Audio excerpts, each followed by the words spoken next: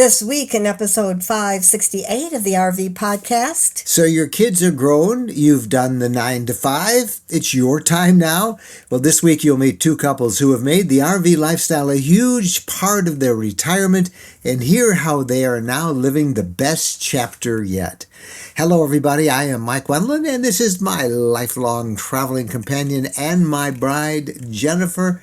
My dear, we have been on the road for pretty much 2 months now. And enjoying it very much. Yep, our Mississippi River tour has ended. From its unimpressive start up in the woods of northern Minnesota to where it disappears in the swamps of southern Louisiana, we had a great time. And now we are in Fredericksburg, Texas. In the heart of the hill country for a week-long RV lifestyle rally. And it's like everybody's coming to visit. Like when you got family coming, and you know how much fun you're going to have. We came a couple of days early, and a couple of them are here already. But we're waiting for everybody, and a few more are coming today, a few more tomorrow, and then officially it starts on Tuesday. We're recording this on Sunday, a little earlier, so that we can have some uninterrupted time with everybody. This is our third rally for RV community members that we have done so far this year. We did a spring rally, we did a summer rally, and now here we are in Texas. What a great town Fredericksburg is. We've been exploring it a little bit. We've had a little free time to go out and see some of the things that we'll be looking at as a whole group this week, and it's a cool town. It is, and I love the state of Texas, and we don't get here nearly often enough, and the people, warm, hospitable, friendly. Yep. I'm glad to be in Texas. An interesting community is Fredericksburg. It's kind of an in place to go now for a lot of people from Austin and San Antonio, which are really nearby. But it's in the hill country, beautiful countryside. There are more than 70 wineries here. They make really good grapes that are known all around the world. And we'll be touring several of those wineries with our group. We are interested in Fredericksburg. It's surprisingly, here in Texas, it is a German community. It was founded by German settlers back in the 1840s who were first farmers, then they became ranchers. And for a long time, they spoke something called German Texan or Texan German. It was kind of a blend of the two languages. So there's that German influence. There's a strong arts scene here in town. There's lots of little museums and art shops, great restaurants, trendy little shops on Main Street. And the best thing of all, they have figured out how to keep male shoppers happy here in Fredericksburg. We were so surprised yesterday. We were just wandering the streets, had a little art show down in the park, and we're going from store to store and couldn't believe the massive amount of people on the streets. And we saw a sign out in front of one of the stores that said free beer. Free beer inside. Yeah, so you figure somebody's going to give you a little glass or something. And finally we asked, where's the free beer? And they had a great big cooler with ice, and it was a help yourself to a can of beer. I thought, they have figured it out, how to make the male shopper happy when his wife is looking at every trinket and everything everywhere. And we were told later there are like 3 different stores up in some place, they rotate up and down the street, that have a big cooler with beer in it. And we're talking, this was Lone Star beer, and Lone Star is a famous Texas brand. It was sold some years ago as a new owners, but they still are making Lone Star beer, and it was on ice in a big cooler. You reached in, and it was all ice. Hand nice and cold. Yeah. Pushed aside those ice cubes. And so anyway, that was fun, and we're just really looking forward to our week here. And if you're not a member of our RV community, this is our pitch for you to be a part of it. Because these are open only to members of the community, they fill up really quick. But we would love to have you join the community. There's so many other things about the community that's cool. You'll hear about that later on. And in our regular emails, you'll hear about it all the time. But please check it out, rvcommunity.com. We'd love to have you be a part of this group. And now it's time for the RV News of the Week. Well, we're in the middle of this shutdown that's still going on, the federal government shutdown. And we're getting some reports this week of illegal activities at the nation's national parks. Now, why does that not surprise me? Well, there's no. There's nobody there to Yeah. rein some folks in. Yeah, yeah. The parks are largely open.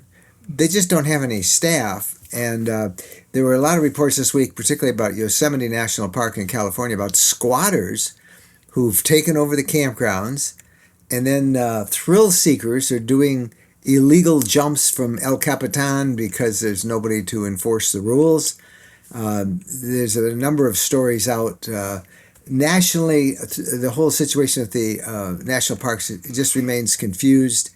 Entrance fees are not being collected. Staff is minimal.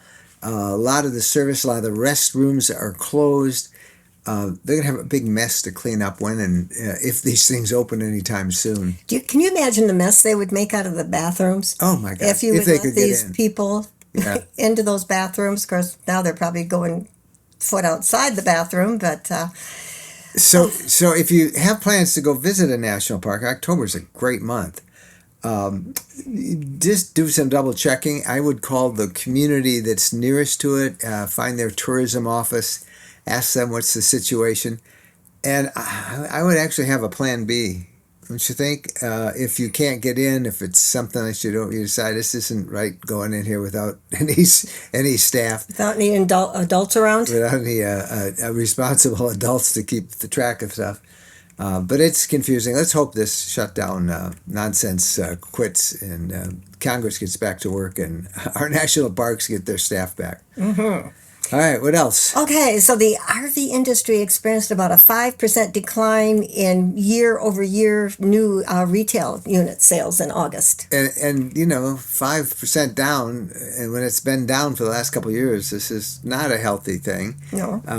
But as our friends over at RV Business have been reporting, sales in all classes, A's, B's, C's, fifth wheels, travel trailers, all of them down.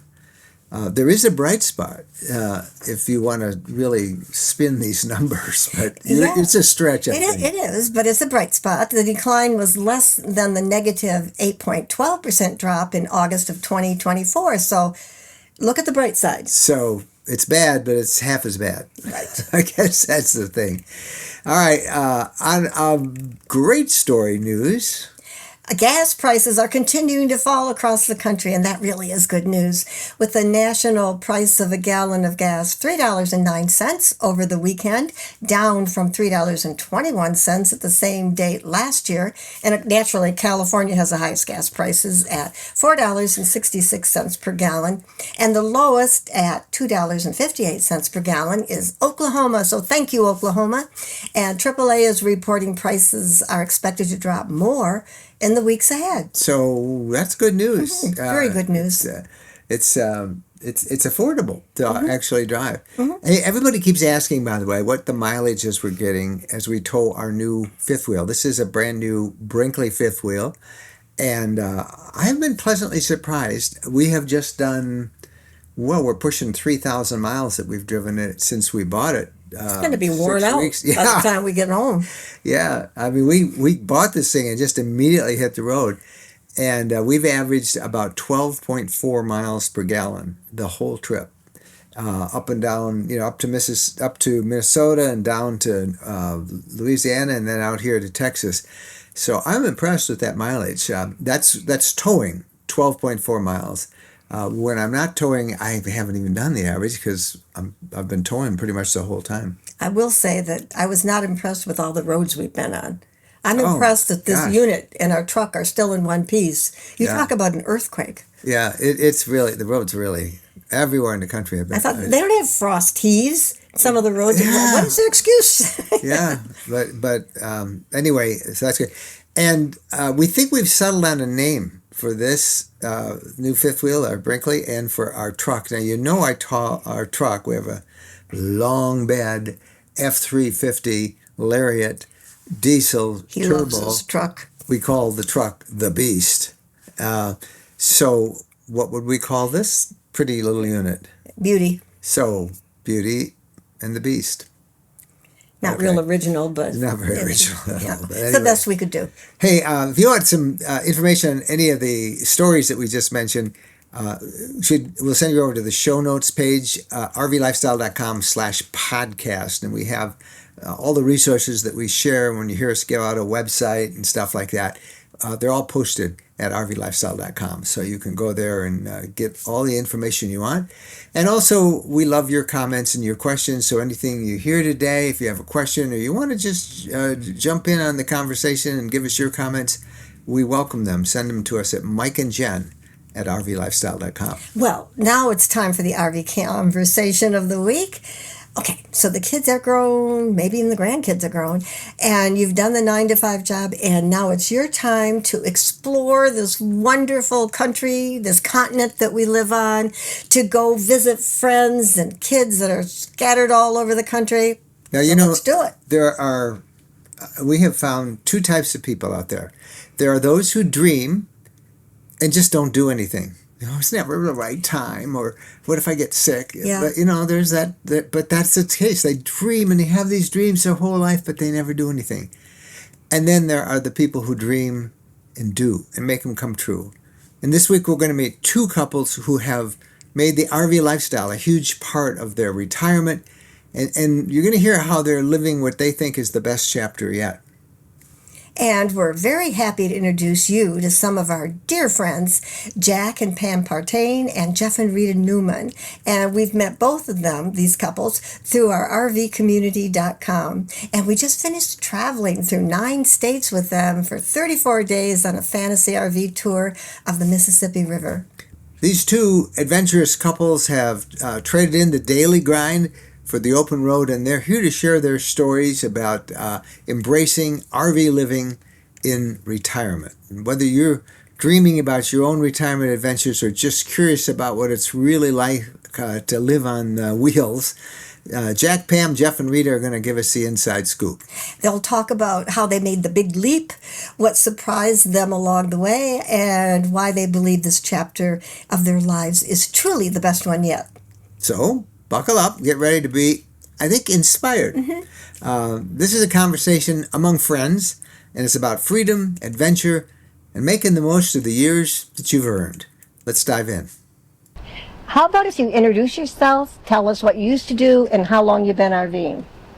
Okay, I'm Pam Partain. I worked in marketing and communications and journalism, and we've been RVing since 1992. And I'm Jack Partain. I'm a retired Superior Court judge from the state of Georgia, currently a senior judge. And we've been RVing for a long time in Georgia. We reared our children in an RV. That's good. I'm Rita Newman. I'm a physical therapist and used to work at an inpatient rehab facility. And we've been RVing this is our 5th year. I'm Jeff Newman. I'm retired junior college professor and electrician, and we've been since 2021, and we haven't looked back. We've been retired for now 12 years now, and this is the ultimate. So you guys are all retired. Jack, you still do some judge stuff when they need a substitute judge. Right. And Jack's been settling all of our disputes here on the RV tours that we're on. So that's been working good. So, and just jump in, whoever wants to start with this. But let's start with, it's your time now. Kids are grown, jobs and careers are done. How has RV shaped your retirement? How important is this lifestyle to you guys? And did you think it would be? Well, we've got our pop-up camper in 1992, and Jack and I knew then, we had small children then, raised them in the pop-up, but we knew then that someday, when the kids were gone and grown, that we would get a small RV and just see the country. And that's exactly what we've done. We've been doing this now for 6 years, this month actually, and we love it. During COVID and before and after COVID, it's been a great way to travel. It's the best way to see our country is at eye level, so from the road. Did you think that RVing would be this big of a deal for you? We probably didn't realize that we would be doing as much as we've done. I mean, we've been out west twice. We've been to Michigan a couple of times. We've been to the Canadian Maritimes, Florida during the winter 2 or 3 times. We've done a lot. Outer Banks, North Carolina. And so we probably didn't realize we'd be doing this much. How much of your time did you spend in preparation before you guys started doing all this? From originally, Yeah. about 10 minutes, I think. We Really? just went out to look at RVs, and we bought one, and we haven't looked back. And yeah, we've met so many people. It's just crazy. And up until this year, we pretty much just stayed in Michigan. We just That's your traveled- home, Michigan. Michigan. We traveled around, visited all the state parks in the Lower Peninsula and a few in the Upper Peninsula. And Now, we wait a minute. How finally many state parks did you visit? 52, I think, in the lower, and we've got 4 in the upper. We've got 11 more to go, I believe, in the Upper Peninsula, something like that. And this year is the first year that we really escaped Michigan, and it's been a whirlwind. And getting on RV fantasy tours and going to rallies, going to RV lifestyle rallies has just really opened up a whole different can of worms for us. Rita, what do you like best about it? I like learning about the country. I mean, all the different historical things that we've learned about coming down the Mississippi River. I grew up in New Orleans, and I knew a lot of it, but just actually seeing the place where Mark Twain or Samuel Clemens was born and seeing all of the history, and it's just amazing to learn more about our country. You had a question. Well, I just wanted to say that going and looking at an RV is like going to look at a puppy. Well, yeah, we're just going to go look and just see what's available. And we bought the third one we looked at. And she said, "You got to be kidding me." I said, "Yeah, it's going to be fine." And then we got it home, put it in the driveway, and said, "Oh my gosh, what did we do? What did we do? What did we do?" We pretty much did the same thing with our pop-up camper. We were just trying to kill some time with our children. We went to an RV show just to kill time. What, a month later, we owned an RV, owned a pop-up camper. What do you like best about it? That's a tough question because there's so many things. Of course, I love seeing everything, and I love all the history, learning all the history. But I also love our relationship is just different in the camper. We have to live small. We have to get along. There's no plan B. There's no retreating anywhere else. And we'll be out weeks at a time, and we have a great time. We do. Yeah. It's awesome. How about you guys? Do you find it gets a little too crowded sometimes? Oh no! Well, we got a little bit bigger RV than they have. We got a Class C, so yeah. But yeah, we do have to kind of orchestrate our movement sometimes. It's like, oh, you were going that way, I was going that way. So we got to talk about it and say you're going to do something. But as far as regrets of this, the first time that we went camping with our grandchildren and my son and his wife and 2 little grandkids, and they both came trotting through the woods to come to Grammy and Pa's in the morning. When they saw our door open up, her heart just melted. Said, "This is what we're doing." So, How about your dreams for the RV lifestyle and the community that you guys have become a part of? What do you see for the future? I mean, everybody's going to get old, and health is going to eventually take a toll on everybody. How long do you see yourselves doing this? And what advice would you give other people who are thinking, "Man, I'd love to do that. What if I get sick?" and all that stuff? The advice I would give them is do it. I mean, just go ahead and jump in there. Don't wait. Because we've been doing it for years, but and we hope to continue as long as our health holds up for years to come. There's no age limit on this lifestyle, not at all. I think we're about the younger 2 in this whole group. I think on this tour, I kind of just thinking about all the other people. So we got a long ways to go when you got people like Arnold and Naomi. Yeah. And We have there's people no in their limit. 90s on this Arnold's tour? 90, Yeah. and they just celebrated their 67th wedding anniversary. And there's no. You look at people like that, and say, why stop? And they're going strong. Oh, they're going strong. Oh my Driving gosh, a big Class C. yeah, and they drive and they go. Yeah. Yeah. We'll do it as long as it's fun, until it's not the thing we want to do. I'm sure we'll continue to do it. So. Do your friends ever ask you, "Why do you do that? What?"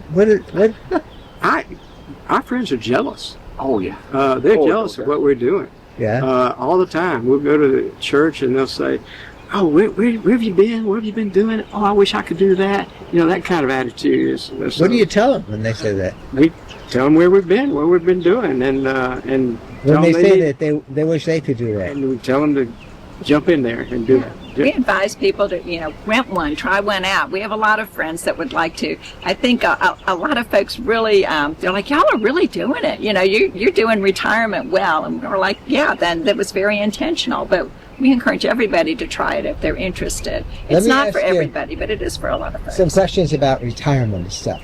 The first thing everybody seems to talk about is, what if I get sick on the road? What do you tell them when people ask that kind of a question? Well, we have FRVA for one thing. That's Explain what that is. Family RV Association. It used to be FMCA, and that's what Rita wanted to get as our backup plan. That's our backup plan in case something happens, and hopefully we never have to use it. It's a plan. If you got sick, somebody would return the RV for you and take care of transportation home. And there's a lot of good stories out there, people that they've come through for them. So we'll put a link in the description below for everybody. One thing that I realized with all of the travels, even if I've never been to a particular state, to me in my mind it's just this blank emptiness. But when we go there, it's so full of people, and for the most part people are very helpful, and there are resources. So if something were to happen, then there's resources there that can help. It's not just this empty wilderness, at least places that we've been. And communities like RV Lifestyle Community, people are so helpful, and well, have you tried this, or what do you think about that? And so that really has put my mind at ease. You've had health problems on the road, yeah. Nobody would believe that. I mean, I've had pneumonia, I've had an infected tooth. What else have I had? You've ended up in a hospital? Well, that's with my pneumonia. Off the Beartooth Highway? Yeah, a 10-bed hospital. Yeah. Yeah, and I survived. And there are hospitals everywhere. But how about finances, taking care of your finances? How hard is that on the road? Jack's doing that tomorrow. I'm going to pay my bills electronically tomorrow. We have some time. So that isn't a problem? No, coordinating? no, it's not so much auto pay, everything's that's not a problem at all. And the mail that we've been getting at home is just, we look at it online, what we've been getting, it's just junk. I don't think we're missing anything. Now, how and did as far you as look what we online to see what you were getting? through U.S. Postal Service Postal Informed Service. Delivery, and you can get a picture of your mail every morning and see if anything's important. And as far as friends being envious, what you're saying about people at church, we told our friends at church, we'll see you in October. They were back in August, it was. We'll see you in October. October, yeah. That's when we'll be back. Really? Where you going? So that was fun. People who say, well, RVing's got to be cheaper than hoteling it or vacations. Let's destroy that myth. No, that's not true, but it's worth it. To me, it's worth the extra money you spend. It's not cheaper than hotels, but we tell folks all the time, we're your ideal house guests, because we'll come visit you, and if you have a flat driveway, you don't have to make up a bed for us, because we're going to stay in our van. We may come in and take a shower, but we're not going to. That's Jack and Pam's Travato right there. That's it. And let me put up a picture of Jeff and Rita's Class C. So it could be cheap if you want to. If you really want it to be cheap, you can. If you can go frugal, you can't do a lot of boondocking, and make your own meals. Don't go to restaurants. And certainly it could be but we want to enjoy it too. You don't want to just pinch pennies the whole time. So you want to enjoy yourself and go out for dinner. I think a really big thing for me was I want clean. Yeah. I have dust allergies, and I know that my RV is clean. That I'm not going to have any problems with bed bugs and things like that when you go to a hotel, even good hotels. we have a friend who is in the pest control business, and they tell me that every hotel has bed bugs. And then that's a scary thing to think about. Yeah. Sleep tight. All right, but there has to be a downside. There's a downside to everything in life. What is it about RVing that perhaps is the more difficult thing for you guys? Worrying about the home, having a home, and worrying about what's happening, there, and the lawn, and making sure that's kind of ties us back home. Things sometimes if I want to order something off of Amazon, then I've got to figure out, okay, is it going to be here before we leave for the next trip? And if it's not, do I need to wait to order it, or have it sent somewhere else, or have someone else pick it up off our porch? So a little more planning there. Right. We're on Amazon withdrawal right now. It's been like a month since we've ordered anything. It's been So in a way, it has saved you some money. Oh, yes, definitely. We're pretty nimble. We travel one night, usually one night, stay one night someplace and move on. And sometimes it's difficult to figure out where you're going to be the next day or the next night, but we've never had a problem. We've always found a place, so it's worked out. So I don't worry about it at all. Yeah, you can have decision fatigue, as people say, of trying to make those decisions, where we're going to sleep tonight and that. What do we regret or miss about it? I say we miss time with family and friends. If we're here and they're there, then we're not together. But that's just the way it is right now. We're in a season of travel. That's what we tell friends and family, and they've come to understand that. Yeah, and you can visit them Absolutely. very easily, right? Yeah. We do. I know that because we get email all the time from people who say, "Oh, how I wish I could do that. You all have to be so wealthy." And we talked a little bit about finances, but there are $1 million rigs that might be close to one over there, right over there, right there. But if you shop carefully, and as you said, if you choose not to go out for $200 dinners every night, how have you found it's comparable? At least we have found it's comparable to living at home. Would you agree with that? I would agree. Yeah. Fuel's cheaper down here than it is at home too, so Well, we're that's down saving in us money right Mississippi, there. where everything is cheaper. Yeah. Have you noticed that? Yeah.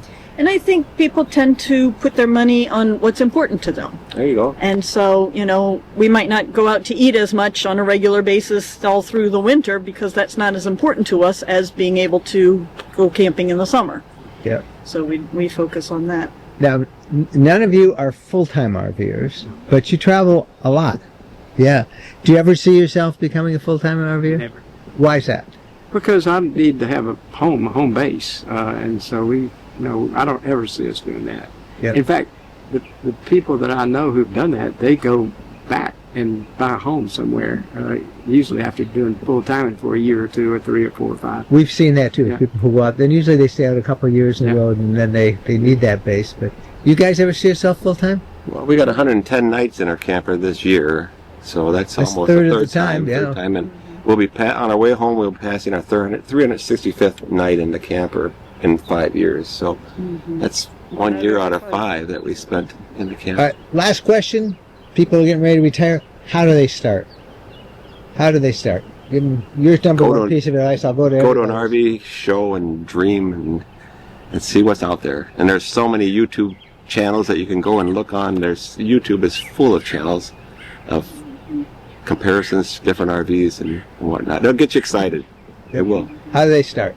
Do a lot of research. Take a look at the different options that are out there, whether it's a travel trailer or a motorhome. Talk to a lot of people, find people who have the different types and ask them what they like about it, what they don't like about it. Even join a community that can give you a lot of advice, and people can say what they like and what they don't like. And the Partains, you wrap it up for us. I would say exactly the same thing. Do a lot of research. Decide what kind of travel you want. I wanted a unit that I could park in a grocery store parking lot. That was my major criterion for we got a van.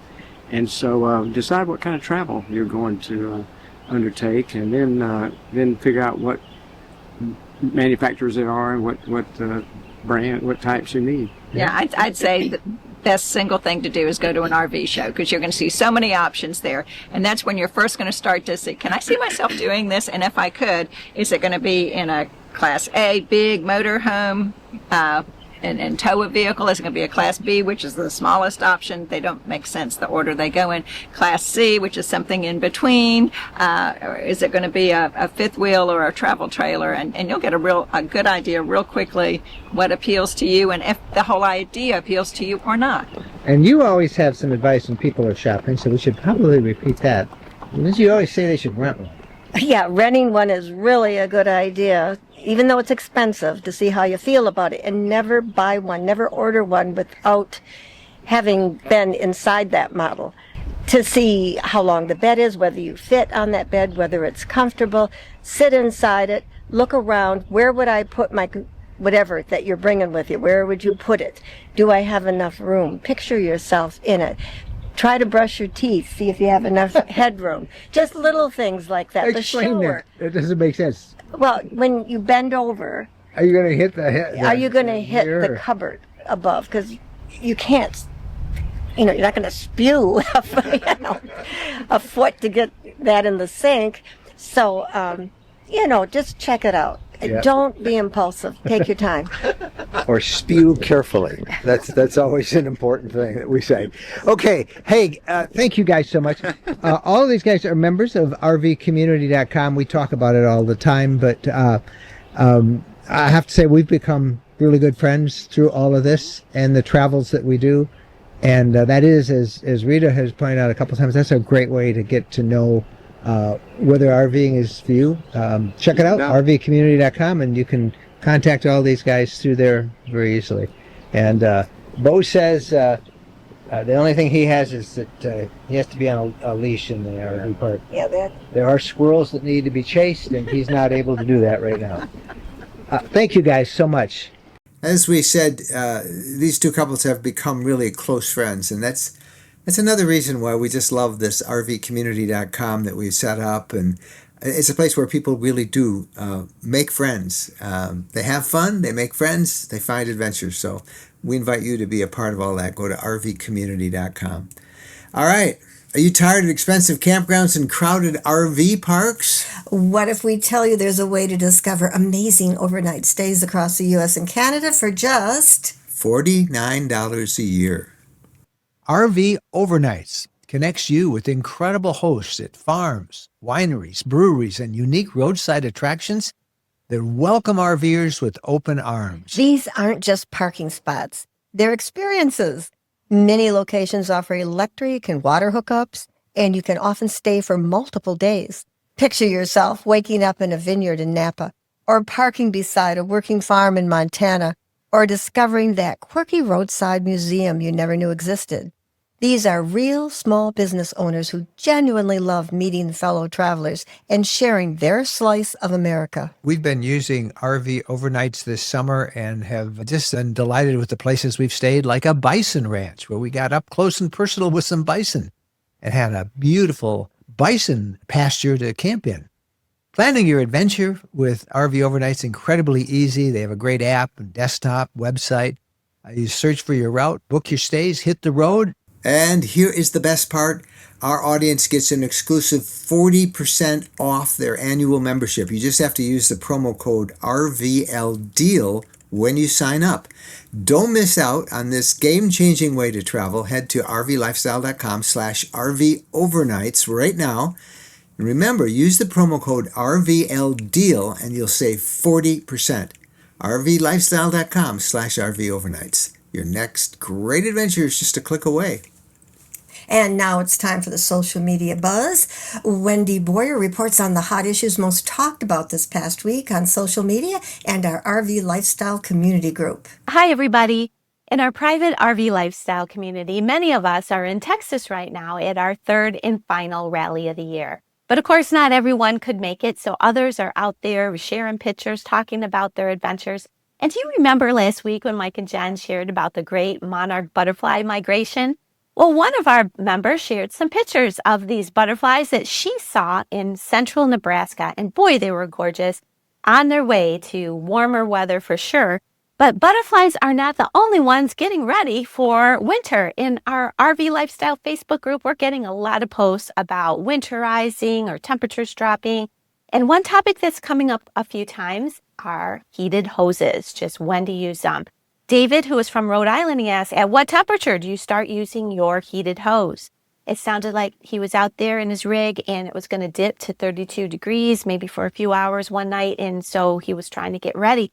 Lots of great advice was in this post. Many people said you don't have to worry about your tanks if it's only going down to 32 degrees for a few hours. But many did suggest he start using those heated hoses because the amount of water, the volume of water that goes through the hoses is more susceptible to freeze when it gets cold. So even though it's just a few hours at 32 degrees, that heated hose may help. Others, like Kathy, had a post and she's about to put her rig into storage. And she asked, when you close up your RV for the winter, do you pull down your blinds on the windows? Well, hundreds of answers and the resounding consensus seemed to be yes, pull those blinds down.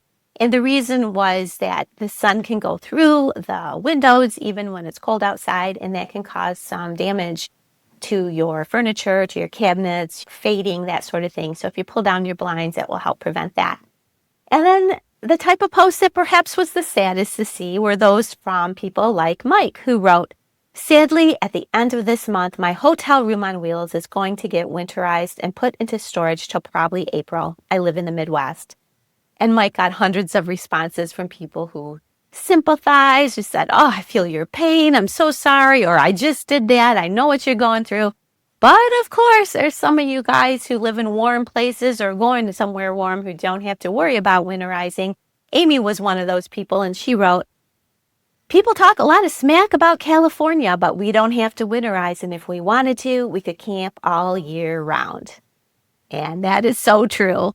What about you? Are you getting ready for these colder temperatures, or are you still out there living the RV life? Let us know.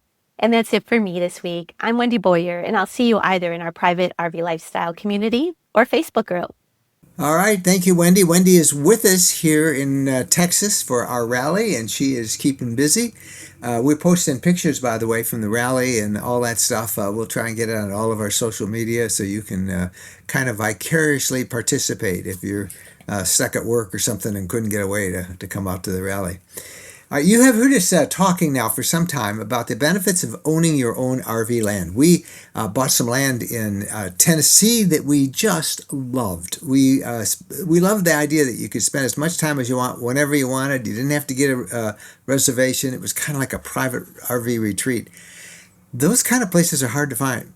Right now, there's a brand new development that we're going to tell you about right at the top. And then after that, we're going to tell you about what another RV property place that you got to check out in Arizona. So different parts of the country, same thing. Your land, your way. You can park your RV there, stay as long as you want. There's no HOA. Let's start off with this new one that's just opening up this month in Alabama. Introducing Woodland Hills, a brand new opportunity for your own multi-acreage RV property in one of the South's most desirable locations, beautiful Lake Eufaula, known as the Big Bass capital of the South. This new development goes on sale this month, and it's right by the Georgia border. It's teeming with game, towering hardwood forest, rolling hills, groomed trails, hidden fields, and freshwater springs. This natural paradise has been divided into large acreage properties designed for privacy and ranging in size from 10 to 25 acres. Prices start at only $59,900. Taxes, some of the lowest in the nation at $200 a year. These properties are ready to build, very RV friendly with no HOA. It's your property, your way. The location is ideal near massive Lake Eufaula, beautifully preserved historic towns, state and national parks, and so much more. And it's just a half-day's drive from the sugar sand beaches of Florida.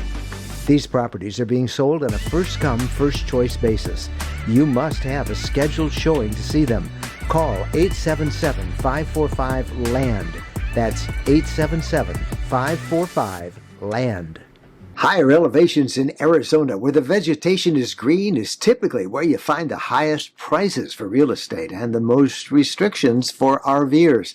But there's something in Arizona this October that is great for RVers in a green zone at excellent pricing.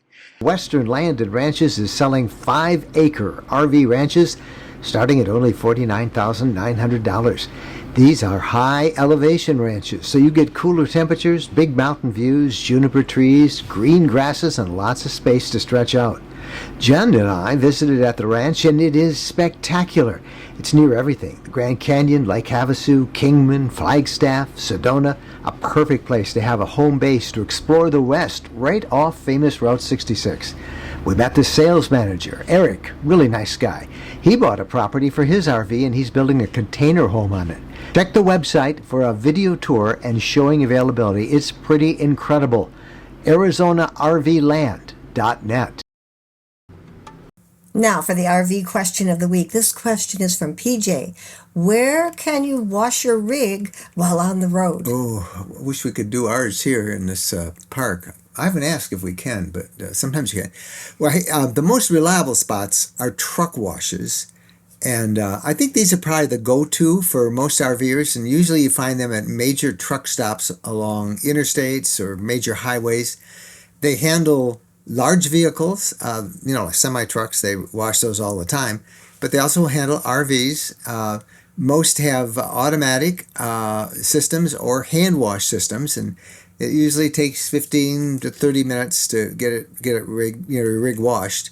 The biggest outfit in the country is called Blue Beacon Truck Washes, and there are a lot of them out there. Yeah, they're open 24/7, and they offer hand washing with warm, soapy water, no stiff bristles to damage the paint, including towed vehicles for an extra fee. Now, there are, I think, 110 of these Blue Beacon car washes, truck washes, all across the country. It costs $40.50 for RVs that are under 30 feet. If you're over 30 feet, it costs $50.80 for anything with a double axle. You can also get extra protectants like Rain-X or whatever else you want for $7.50 extra. They do rinse your roof, but they don't wash them. They don't get up there and wash them so somebody doesn't fall off or anything. There is a locator tool, and we'll put that in the show notes for you, but it's easy to find. It's bluebeacon.com/locations, and you can find where they are and plot it out, on your route. Also, Love's Travel Stops. Yeah, many of the Love's Travel Stops also have truck washes at some, but not all locations. There's like Columbia, Tennessee, Gary, Indiana, West Memphis, Arkansas, Pauls Valley, Oklahoma, Harrisville, Missouri, Sydney, Ohio. Those are the ones that we could come up with when we were trying to answer that. But there are others besides that. But Love's does have them, and these are big drive-through service bays. They have high-pressure sprayers and brushes. And they're priced at $37.99 for RVs up to 30 feet and $45.99 for larger ones. And they have add-ons like undercarriage wash for $7.99 or wax for $17.99 are also available. No appointments needed.